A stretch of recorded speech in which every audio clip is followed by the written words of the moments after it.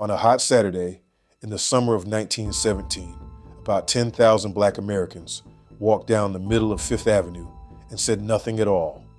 No chanting, no singing, no speeches, only the sound of muffled drums, keeping a slow beat, and thousands of feet on the pavement.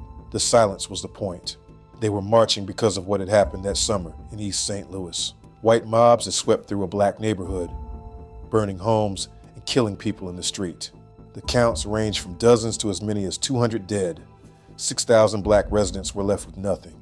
And it was not only East St. Louis. They were marching for Waco, where a Black teenager had been burned in front of a cheering crowd.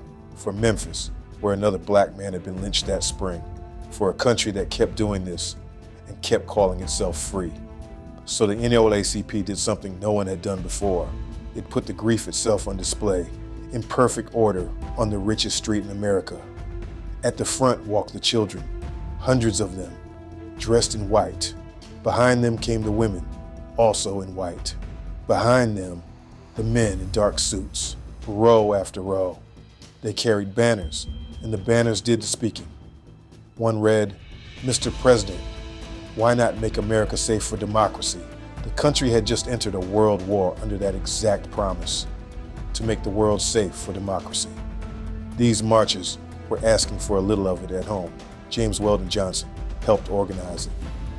W.E.B. Du Bois walked among them, and along the sidewalks, tens of thousands of New Yorkers stood and watched a thing they had never seen. Black Americans by the thousand, grieving in public with total discipline and refusing to be quiet by being silent. Volunteers handed out a leaflet.